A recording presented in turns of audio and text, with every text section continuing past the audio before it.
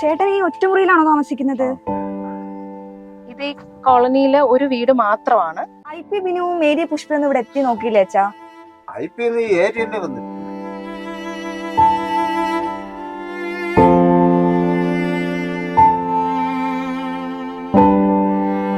ഇവിടെ ഇതാണല്ലേ ഒരു ചുവന്ന ഇതിട്ടേക്കാണ്, ഒരു ഡ്രസ് ഇട്ടേക്കാണ്.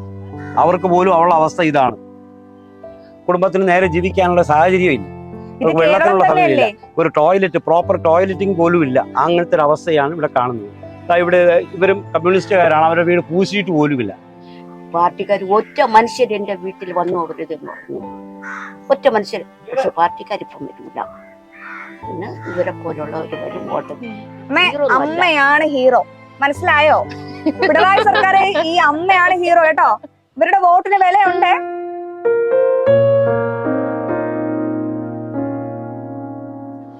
നമുക്ക് കിടക്കാൻ ഒരു മാട്, അടച്ചുറപ്പുള്ള ഒരു വാതില് പോലും ഇല്ല. ഡിപ്ലോമ കഴിഞ്ഞ് കമ്പ്യൂട്ടർ ഡിപ്ലോമ കഴിഞ്ഞ് ഇപ്പോണ്ട് ഇളയമോൾ പഠിച്ചു. മനുഷ്യര് താമസിക്കുന്ന സ്ഥലമാണ്. ഞാൻ മാത്രമേ ഇവിടെ വോട്ട് ചോദിച്ചത് രണ്ടാമത്തെ തവണ ഇറങ്ങുന്നത്. ഇവിടെ വേറെ ആരും വന്നിട്ടില്ല. അച്ഛനും 2 മക്കളും താമസിക്കുന്ന ഒരു വീടാണ്.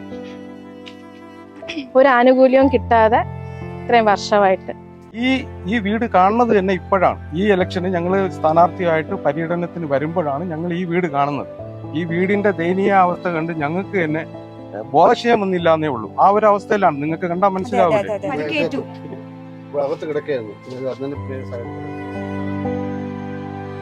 ഇവിടെയും കിടക്കുന്നുണ്ട് ഒരാള്. എപ്പോ വേണമെങ്കിലും ഇതിനകത്ത് ചുരുണ്ടുകൂടി ഇരിക്കാൻ. ചിലപ്പോ ഞാൻ നിൽക്കുന്ന ഈ സമയത്ത് പോലും ചുരുണ്ടുകൂടി ഇതിന്റെ അടിയിൽ എവിടെയെങ്കിലും ഉണ്ടായിരിക്കാം. പൊടിയാണ്.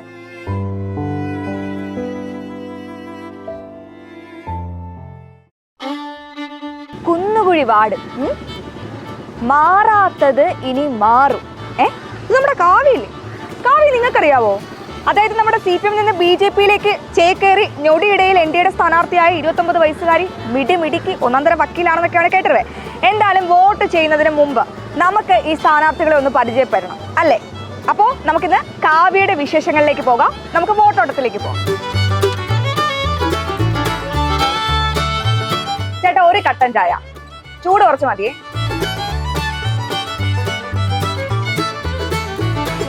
നമ്മൾ വോട്ട് ചെയ്ത് അധികാരത്തിലെത്തുന്ന നമ്മുടെ സ്ഥാനാർത്ഥികളെ എങ്ങനെ നാട് ഭരിക്കും, അതൊന്ന് കണ്ടറിഞ്ഞാലോ? ഹലോ, നമസ്തേ ചേച്ചി. എങ്ങനെയുണ്ട് ഈ ഓട്ടപ്പാച്ചിലൊക്കെ? തെരഞ്ഞെടുപ്പ് ഓട്ടപ്പാച്ചില് ഇത് തന്നെയാണ്. തുടങ്ങിയിട്ടേ ഉള്ളൂ. രാവിലെ ഒരു കട്ടനൊക്കെ അടിച്ച് എല്ലാരും ഒക്കെ ഓരോ ചൂട് വാഴക്കൊക്കെ കഴിച്ചു. നമ്മൾ പൾസ് എന്താണെന്ന് മനസ്സിലാക്കി. പിന്നെ നന്നായിട്ട് മനസ്സിലായി. പക്ഷെ എന്താ പറയാ, ഒരു നെഗറ്റീവ് ഉണ്ടായിരുന്നു, അതങ്ങ് മാറി. കാര്യം കുറെ തെറ്റിദ്ധാരണകളെല്ലാം ഉണ്ടായിരുന്നല്ലോ. ആ തെറ്റിദ്ധാരണകളൊക്കെ എനിക്ക് തെറ്റിദ്ധാരണ എന്ന് പറയുമ്പം ഇവിടെ എന്താ പറയുക, BJP എന്ന് പറയുമ്പം നെറ്റി ചുളിക്കുന്ന കുറച്ച് പേരുണ്ടായിരുന്നു. ഈ എന്താ പറയാ, റിലീജിയസ് ആയിട്ട് കണ്ടിട്ടുള്ളതുണ്ടായിരുന്നു. പക്ഷെ കൂടുതൽ അങ്ങനെ ഒരു റിലീജിയസേ അല്ല. എനിക്ക് തോന്നുന്നു മറ്റു പാർട്ടിയിലാണ് അത് റിലീജിയസ് ആയിട്ട്. ഈ BJP-യിൽ ഒട്ടും അങ്ങനെയല്ല. എനിക്ക് അതായിരുന്നു ഭയങ്കരമായിട്ടുള്ള ഫസ്റ്റത്തുള്ള ഒരു നെഗറ്റീവ് ഇമ്പാക്ട്. കാര്യം എല്ലാവരും മാറ്റം വേണം, വികസനം വേണം. ഞങ്ങൾ വീട്ടിലോട്ട് ചെല്ലുമ്പോൾ തന്നെ ഞങ്ങൾക്ക് മാറ്റം വേണം, ഞങ്ങൾക്ക് മാറ്റം വേണം എന്നാ പറയുന്നത്. അപ്പൊ ഞങ്ങൾ ഓരോ വീട്ടിൽ നിന്ന് ഞങ്ങൾ വിജയിച്ച് ഇറങ്ങുവാണ്. NDAയുടെ ചുണക്കുട്ടിയാണ്, മിടിമിടിക്കാണ്. അതൊക്കെ ഞാൻ ഈ റിപ്പോർട്ട് കണ്ടിരുന്നു. എന്തായാലും നല്ല ഒന്നാന്തരം വക്കീലൂടെയാണ്. ഒരു വാർഡ് മെമ്പറായ എങ്ങനെ പറ്റും? വാർഡ് മെമ്പറായ വക്കീലിന്റെ പണി എന്താ പറയാ, നമുക്ക് വാദിക്കലും കാര്യങ്ങളൊക്കെ അല്ലേ. ഇത് അങ്ങനെയൊന്നും വേണ്ട. എന്റെ ജനങ്ങളുടെ ആവശ്യം മനസ്സിലാക്കി, അവരുടെ അത്യാവശ്യങ്ങൾ എന്താണ്, അവരുടെ ആവശ്യം മനസ്സിലാക്കി അവർ കൂടെ നിൽക്കണം. അവരിൽ ഒരാളായിട്ട് എനിക്ക് അങ്ങനെ നിൽക്കാൻ പറ്റും. കാര്യം ഞാൻ ജനിച്ചു വളർന്ന എന്റെ സ്ഥലമല്ലേ. പ്രത്യേകിച്ച് ബാട്ടൺ ഹിൽ, അവിടെ ഇപ്പോഴും വീടില്ലാത്തതും ഈ 5-10 വർഷം നമ്മൾ ഇടതും വലതിനും കൊടുത്തിട്ട് ഒരു മാറ്റവും ഇല്ലാത്ത ഒരുപാട്. നിങ്ങൾക്ക് എന്റെ കൂടെ വരികയാണെങ്കിൽ ഞാൻ നിങ്ങൾക്ക് തുടങ്ങിയാലോ? തുടങ്ങാം. ഓക്കെ, ശരി.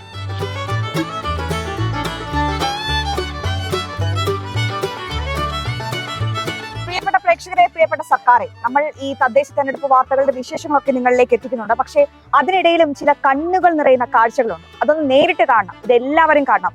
വോട്ടിടുന്ന ഓരോരുത്തരും ഇത് കാണണം. പിന്നെ പ്രിയപ്പെട്ട സർക്കാരെ, നിങ്ങൾ ഇത് പ്രത്യേകം കാണണം.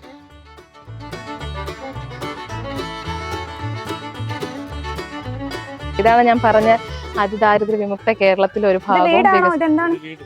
ഈ നിൽക്കുന്ന വീടാണ്. ഇതുപോലെ ഇവര് സ്വന്തമായിട്ട് ചെയ്തേക്കുന്നത്.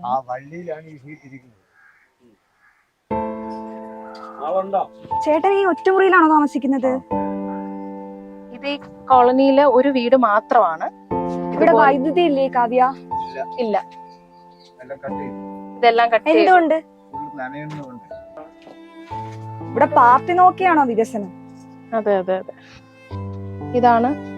ഇതൊരു വീട് മാത്രമാണ്. ഇതിനകത്തുള്ള 100-ൽ കൂടുതൽ വീടുകളിൽ ഒരൊറ്റ വീട്. കാവ്യ ഇത് വീടാണെന്ന് പറയാൻ പറ്റുള്ളൂ. മഴ പെയ്താ ഇത് ഇടിഞ്ഞ് വീഴും. ഈ മനുഷ്യന്റെ സുരക്ഷയ്ക്ക് എന്താണ് ഇവിടെ വില? ജീവൻ എന്താണ് വില കാവ്യ? ഇതിങ്ങനെയാണ് കാര്യം. ഇടതും വലതിനുമായിട്ട് ചേട്ടൻ തന്നെ പറയട്ടെ, കൊടുത്തില്ലേ 10 വർഷം വോട്ട് ചെയ്ത് എന്ത് മാറ്റമാണ് ഉണ്ടായത് പറഞ്ഞു കൊടുക്കണം ഇവർക്ക്. പുള്ളിയുടെ വിശ്വാസം മാറി, എല്ലാ പാർട്ടിയോടുള്ള വിശ്വാസം, പ്രതീക്ഷ എല്ലാം മാറി.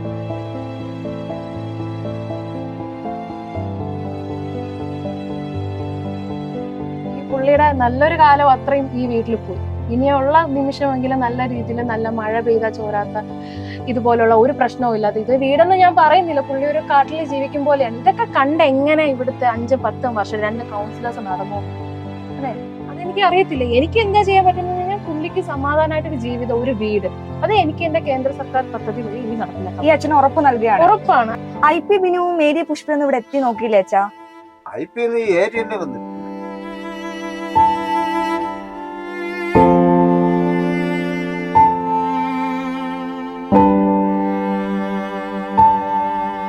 ശുചിമുറി ഇല്ല, വീടില്ല, വൈദ്യുതി ഇല്ല. പിന്നെ എങ്ങനെയാണ് ഈ കേരളത്തിൽ അതിദാരിദ്ര്യ നിർമ്മാർജ്ജനം എന്ന പേരിൽ സർക്കാരിന് ഇത്ര പെട്ടെന്ന് പ്രഖ്യാപിക്കാൻ പറ്റുന്നതും?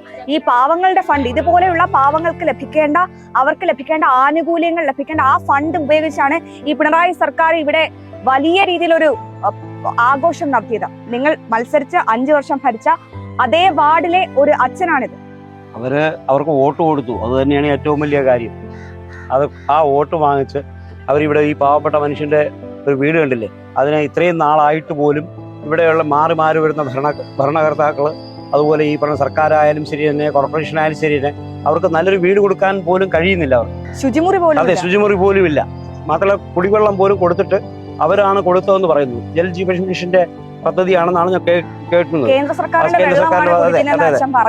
അതെ, ആ പാവ മനുഷ്യന് ആ വെള്ളം കൊടുത്തിട്ട് അത് പറഞ്ഞ് ഞങ്ങൾ തന്ന വെള്ളമാണെന്ന് പറയുന്ന ആൾക്കാരാണ് ഇവിടെ ഉള്ളത്. ഒരു നല്ലൊരു വീട് ഇവിടെ ഇദ്ദേഹത്തിന് മാത്രമല്ല, ഇവിടെ ഒരുപാട് കുടുംബങ്ങൾ ഇങ്ങനെ അനുഭവിക്കുന്നുണ്ട്. ഇവിടെ ഇതാണല്ലേ, ഒരു ചുവന്ന ഇതിട്ടേക്കുന്ന ഒരു ഡ്രസ്സ് ഇട്ടേക്കാണ്. അവർക്ക് പോലും അവളുടെ അവസ്ഥ ഇതാണ്. കുടുംബത്തിന് നേരെ ജീവിക്കാനുള്ള സാഹചര്യം ഇല്ല, വെള്ളത്തിനുള്ള സമയമില്ല, ഒരു ടോയ്ലറ്റ്, പ്രോപ്പർ ടോയ്ലറ്റിംഗ് പോലും ഇല്ല. അങ്ങനത്തെ ഒരു അവസ്ഥയാണ് ഇവിടെ കാണുന്നത്. ഇവിടെ ഇവരും കമ്മ്യൂണിസ്റ്റുകാരാണ്, അവരുടെ വീട് പൂശിയിട്ട് പോലുമില്ല. അവരും അനുഭവിക്കുന്നുണ്ട് അതിന്റെ ബുദ്ധിമുട്ട്. മാറുന്ന സർക്കാരുകൾ അവരെ കാണേണ്ടത് ആ പാവപ്പെട്ട ആൾക്കാരെ ആ രീതിയിൽ കാണണം, അവർക്കുള്ള സഹായങ്ങൾ കിട്ടണം. എന്നും ദാരിദ്ര്യം അവരെ പിന്താങ്ങി ഒരു കിറ്റ് കൊടുത്തിട്ട് കാര്യമില്ല. ഇവിടെ ഒരു കമ്മ്യൂണിസ്റ്റ് നേതാവിന്റെ ഒരു വീട് തന്നെ കാണാം. അദ്ദേഹം എന്റെ ഒരിക്കൽ പറഞ്ഞു, എന്റെ വീട് പോലും ഇതില്ല, നിങ്ങൾ പ്രധാനമന്ത്രിയുടെ, അദ്ദേഹം CPM നേതാവാണ്. ആ വീടിന്റെ പൊളിഞ്ഞു കിടക്കുന്നതുകൊണ്ട് ഒരു ഷീറ്റ് ഇട്ട് വെച്ചേക്കുകയാണ്, വെള്ളം അകത്ത് വിടാതിരിക്കുക. അതാണ് അവസ്ഥ. സത്യം പോലെ പോയി നമുക്ക് കിട്ടിയോ കിട്ടിയില്ല. എനിക്ക് നീ കിട്ടണ്ട, എനിക്ക് 72 വയസ്സായി. എനിക്ക് എന്റെ മക്കൾക്ക് കിട്ടണം. ഇതിന്റെ അടിയിൽ ഡ്രെയിനേജ് ആണോ? അവര് പോലും അറിയാതെ കൊടുക്കും. നമ്മളെ പറഞ്ഞിട്ട് ഉടനെ വിളിച്ച് പറഞ്ഞു, ഞാൻ 18 വയസ്സോട്ട് വോട്ടിടാൻ തുടങ്ങിയ നിങ്ങൾക്ക് വേണ്ടിയാണ്. എനിക്ക് എന്റെ കഷ്ടപ്പാടുകൊണ്ട് ഒരു ജോലി ഗവൺമെന്റിന് തന്നപ്പോൾ അവിടെയും ഞാൻ ചേർന്നത് കമ്മ്യൂണിസ്റ്റിനാണ് ചേർന്നത്. പാർട്ടിക്കാർ ഒറ്റ മനുഷ്യർ എന്റെ വീട്ടിൽ വന്നു കൊടുരുതെന്ന് പറഞ്ഞു, ഒറ്റ മനുഷ്യർ. പക്ഷെ പാർട്ടിക്കാരിപ്പം വരില്ല. പിന്നെ ഇവരെ പോലുള്ളവർ വരും വോട്ട്. ഈ പ്രാവശ്യം ഞാൻ ആർക്കും പോകാൻ കൊടുക്കില്ല, ഒരു വോട്ടിനും വിലയുണ്ട്. അതെ അതെ അതെ അതെ അതെ, നിങ്ങളാണ് ഹീറോസ്. അതെ, ഹീറോസ് അല്ല മാഡം, സങ്കടങ്ങൾ പറയണത്. അമ്മയാണ് ഹീറോ, മനസ്സിലായോ? പിണറായി സർക്കാരെ ഈ അമ്മയാണ് ഹീറോ കേട്ടോ. ഇവരുടെ വോട്ടിന് വിലയുണ്ട്.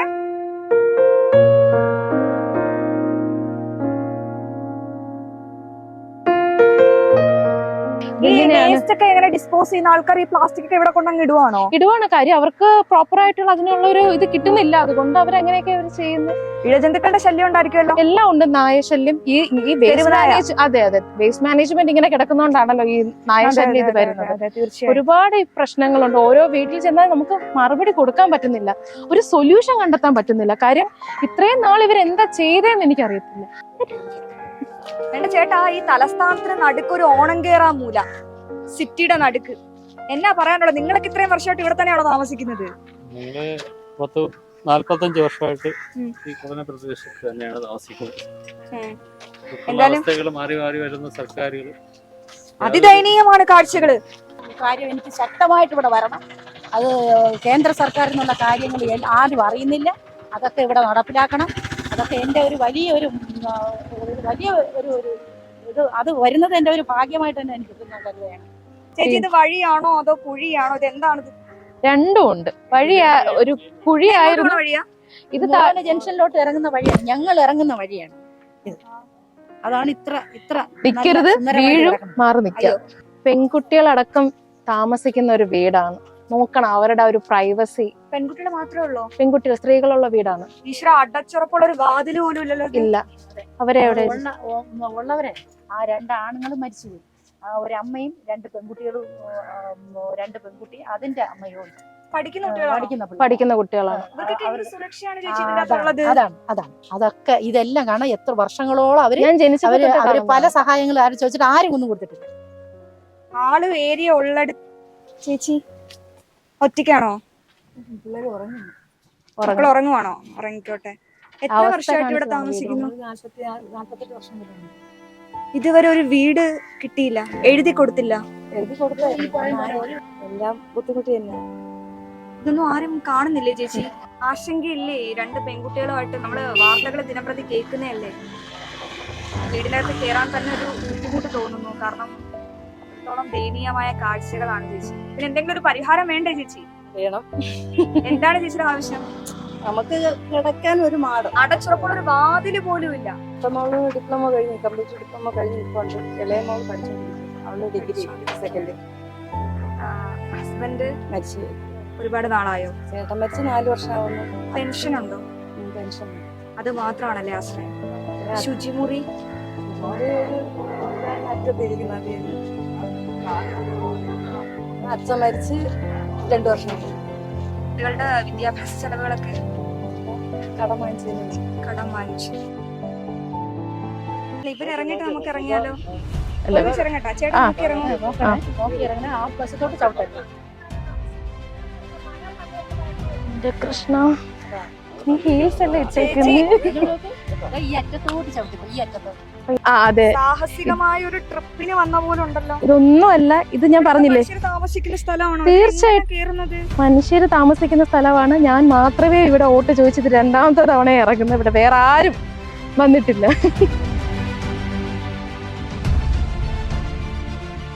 എന്നാലും ഞാൻ വരുമെന്ന് പറഞ്ഞോ? ഇനിയും ചേച്ചി വിശ്വാസായില്ലേ? നമോവാഹം. എങ്ങനെ ഇവിടെ ജീവിക്കുന്നു ചേച്ചി? ഞാൻ ഈ പിടിച്ച് കേരളമായിട്ട് ദൈവത്തിന് ഒരാൾക്കറിയാം. എത്രയോ പ്രാവശ്യം നമ്മൾ പറഞ്ഞു അവര് കേൾക്കണം. ഫണ്ടില്ലെന്നാ പറയുന്നത്. എത്ര വർഷമായിട്ട് അത് പിന്നെ ഞങ്ങള് 40 ഞാൻ ഇവിടെ വന്നിട്ട് എന്റെ ഭർത്താവിന്റെ കൂടെ വന്നിട്ട് 45 വയസ്സ്. ഒരു മഴ പെയ്ത ഈ മണ്ണെല്ലാം കൂടി ഇടിഞ്ഞ് എന്റെ ഭർത്താവിന്റെ ചേട്ടൻ വീണ് കാലൊടിഞ്ഞ് തല പൊട്ടി ആശുപത്രി. എന്നിട്ട് മോന്റെ വീട്ടിൽ ഇപ്പം വിളിച്ചു കൊണ്ട് അവിടെ ആക്കി. ഇവിടെ പഠിക്കട്ടിറങ്ങാൻ പറ്റാത്ത ഇവിടുത്തെ വാർഡ് മെമ്പർ ഇതൊക്കെ അറിഞ്ഞായിരുന്നു? എല്ലാരും അറിയും. കൗൺസിലർ എല്ലാരും വന്ന് നോക്കി. അന്ന് ആ ഇടിഞ്ഞതിന്റെ അപ്പോഴും വന്ന് ഇവിടെ വന്ന് നോക്കിയിട്ട് പിന്നെ ഇതുവരെ വോട്ട് ചോദിക്കാൻ വന്നോ? വോട്ട് ചോദിക്കാൻ നമ്മളവിടെ വന്നില്ല, അതിന്റെ കിടന്നു. മഴ സമയത്ത് വരണം. ഞങ്ങൾ മിനിങ്ങന്നൊക്കെ കയറിയ എന്നിട്ട് ഞങ്ങൾ ആ മേരി പുഷ്പത്തിന്റെ അടുത്ത് പറഞ്ഞപ്പോൾ എന്റെ അടുത്ത് പറഞ്ഞു. ഞാൻ പറഞ്ഞു എനിക്ക് സുഖമില്ല, എനിക്ക് ആശുപത്രിയിലൊക്കെ പോകണം. ഞാൻ ഇവിടെ RCCയിലാണ് കാണിക്കുന്നത്. ഓപ്പറേഷനൊക്കെ കഴിഞ്ഞ് അങ്ങനെ ഞാൻ പറഞ്ഞു എനിക്ക് ക്രെയിൻ വെച്ച് എന്തോ ഒരു ഇതുണ്ട്. ക്രെയിൻ എവിടെ? മേരി പുഷ്പ എവിടെ? ഇതേ വഴിയിൽ താമസിക്കുന്ന ഇപ്പുറത്തെ വീട്ടിലെ ചേച്ചിയാണ്. ചേച്ചി പേടി തോന്നുന്നു. പേടിയെന്ന് പറഞ്ഞാൽ ഞങ്ങള് ഒരു മാമനാണ് ഇവിടെ നിന്ന് വീണത്. വീണ് അവിടെ മോളിൽ നിന്ന് വന്ന് ഇങ്ങ് താഴെ വീണ് ഷോൾഡറിന് പൊട്ടല്, ഒരു കാല് മൊത്തം ഫ്രാക്ചറായി, ബാക്ക് തല പൊട്ടി. എത്ര സ്റ്റിച്ച് ഉണ്ടായിരുന്നു? 8 സ്റ്റിച്ച്. 8 സ്റ്റിച്ച് ബാക്ക് തല പൊട്ടി. ദേഹം മൊത്തം അവിടെ ആ സ്ഥലം കണ്ടറിയാം. അവിടെ നിന്ന് താഴെ ഞങ്ങൾ 2 വർഷമാവുന്നു. ഈ മാർച്ച് ആവുമ്പോ 2 വർഷമാവും. അടുത്തുള്ളവരൊക്കെയാണ് എടുത്തുകൊണ്ടു കിടത്തി പരിഹാരം. എല്ലാരെയും ഇത് ചെയ്യാന്ന് പറയാനല്ലാതെ ആരും ചെയ്യണില്ല. നമുക്ക് ആരെങ്കിലും ഒന്ന് ചെയ്തു തന്നാൽ ഞങ്ങൾക്ക് അത് വളരെ ഉപകാരമായിരിക്കും. മഴ പെയ്യുമ്പോ അവിടെ നിന്ന് കുടയും പിടിച്ചോണ്ട് ഇറങ്ങാൻ പറ്റില്ല. കാരണം ബാഗ് കാണും, സാരി പിടിക്കണം, തട്ടി വീഴുമോന്ന് നോക്കണം. അപ്പൊ കുട മടക്കി വെച്ചിട്ടേ ഞങ്ങൾക്ക് ഇറങ്ങി വരാൻ പറ്റുള്ളൂ. 52 വർഷമായിട്ടും 45 വർഷമായിട്ടും ഈ ആള് കേറാ മലയുടെ അടിയിൽ താമസിക്കുന്ന 2 സ്ത്രീകളാണ്. ഈ ചേച്ചി ക്യാൻസർ ബാധിതയാണ്. പിന്നെ ഇപ്പൊ ഈ അടുത്തിടെയാണ് ഒരു അമ്മാവൻ ഈ സ്റ്റെപ്പിൽ നിന്ന്, നമ്മൾ ഇറങ്ങി വന്ന ആ സ്റ്റെപ്പിൽ നിന്ന് വീണിറങ്ങി തലയും വാരിയലും എല്ലാം പൊട്ടി ആശുപത്രിയിൽ ചികിത്സയിൽ കഴിയുന്നത്. അങ്ങനത്തെ കാഴ്ചകളാണ് ഈ കുന്നുകുഴി വാർഡിൽ നിന്ന് നമുക്ക് കാണാൻ സാധിക്കും.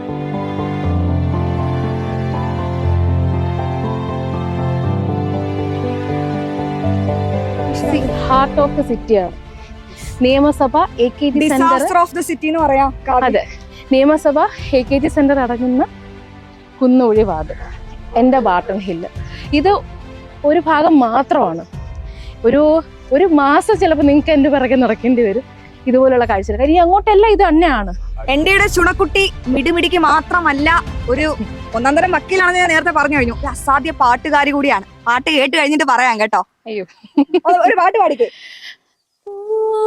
പൂങ്കാറ്റിനോടും കിളികളോടും കഥകൾ ചൊല്ലി, കളികൾ ചൊല്ലി കാട്ടുപൂവി കരളിനോടും നിഴലായി അലസമലസമായി അരികിലൊഴുകിവ ഇളം പൂങ്കാറ്റിനോടും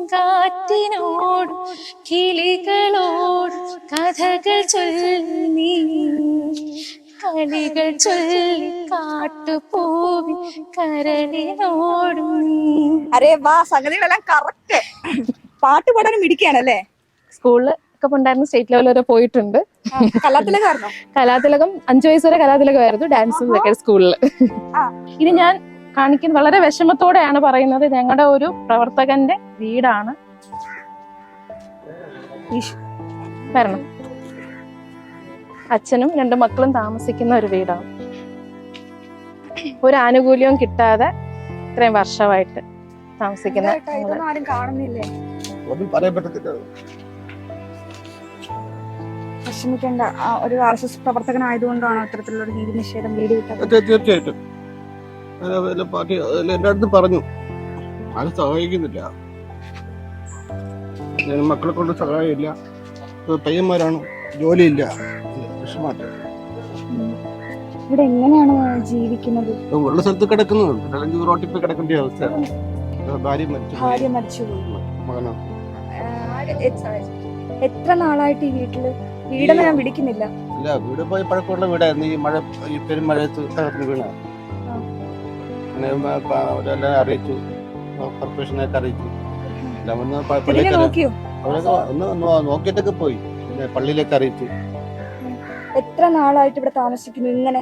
ഇവിടെ ഒരു 1-2 വർഷം കൊണ്ട് വീട് മോശമായി കിടക്കായിരുന്നു. ഈ പെരുമഴയത്ത് തകർന്ന് വീട്. പിന്നെ വേറെ നിവൃത്തിയില്ലാത്തതുകൊണ്ട് കിടക്കുന്നു.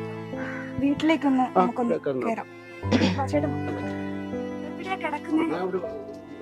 ഇതിനകത്താണോ? ഈ ഓടൊക്കെ എപ്പോ വേണമെങ്കിലും ഇളകി വീഴാലോ. ഇതൊക്കെ കണ്ടോ? പരിക്കേറ്റു. അകത്ത് കിടക്കായിരുന്നു.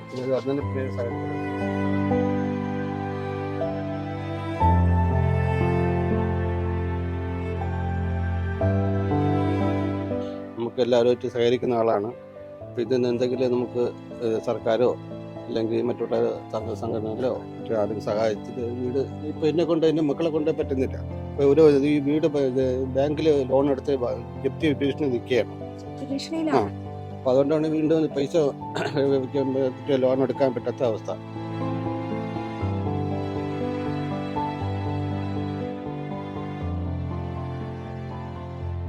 ഇത് കണ്ടിട്ട് നമുക്കൊന്നും പറയാൻ സാധിക്കുന്നില്ല. എന്തായാലും ഈ മുന്നണികളൊക്കെ മാറി മാറി ഭരിക്കുന്ന മുന്നണികളൊക്കെ ഇവരുടെയൊക്കെ അവസ്ഥ, ഇവരുടെയൊക്കെ ഒന്ന് വല്ലപ്പോഴും ഒക്കെ ഒന്ന് തിരിഞ്ഞു നോക്കണം. വോട്ട് നൽകുന്നതല്ലേ, നമ്മളെ റൈറ്റ്സ് ആണ്, ഫണ്ടമെന്റൽ റൈറ്റ്സിന് അണ്ടറിൽ വരുന്നതാണ്. അതൊന്നും ഇല്ലാത്തവരാണ്. അപ്പൊ അതിന് പൊളിറ്റിക്സ് വേണ്ട, അല്ലാതെ തന്നെ ചെയ്യാനുള്ളതാണ്. പുള്ളിക്ക് അത് നിഷേധിക്കപ്പെട്ടിരിക്കുകയാണ്. അതെന്തായാലും ചെയ്തു കൊടുക്കണം. വീട് കൊടുക്കുന്നുണ്ട്, ജോലി കൊടുക്കുന്നുണ്ട്, സഹായിക്കുന്നുണ്ട്. പറച്ചിലും മാത്രമേ ഉള്ളൂ, ഒരു കാര്യത്തിൽ പ്രവർത്തിക്കുന്നില്ല. ബാത്റൂമുണ്ട്. അതിപ്പോ ഈ നമ്മുടെ പ്രധാനമന്ത്രിയുടെ മറ്റേതില് വന്നുകൊണ്ടാണ് പ്രധാനമന്ത്രിയുടെ പദ്ധതി പ്രകാരം കിട്ടിയത്. ഇവിടെയും കിടക്കുന്നുണ്ട് ഒരാള്. ഏജന്റുകൾ എപ്പോ വേണമെങ്കിലും ഇതിനകത്ത് ചുരുണ്ടുകൂടിയിരിക്കാം. ചിലപ്പോ ഞാൻ നിൽക്കുന്ന ഈ സമയത്ത് പോലും ചുരുണ്ടുകൂടി ഇതിന്റെ അടിയിൽ എവിടെയെങ്കിലും ഉണ്ടായിരിക്കാം. പൊടിയാണ്.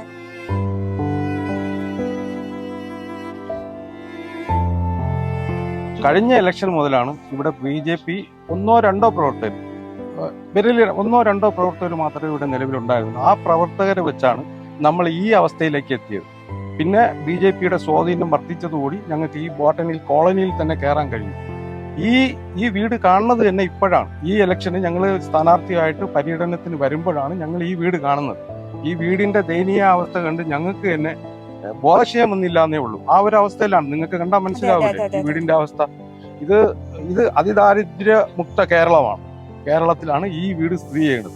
ഇത് തിരിഞ്ഞു നോക്കാൻ ആരുമില്ല. പക്ഷെ ഇത് ഞങ്ങളുടെ പാർട്ടിയുടെ ഉത്തരവാദിത്വം ഈ വീട് ശരിയാക്കി കൊടുക്കുക എന്നുള്ള നിലയിൽ ഏറ്റെടുത്ത് ഞങ്ങൾ സംഘപ്രവർത്തകര് ഈ വീടിനെ അതിഭംഗിയായിട്ട് ഞങ്ങളെ കൊണ്ട് കഴിയുന്ന രീതിയിൽ അത് ചെയ്യും. ഇപ്പൊ കുടുംബനാഥനല്ല, ഇപ്പൊ കുടുംബനാഥയാണ്.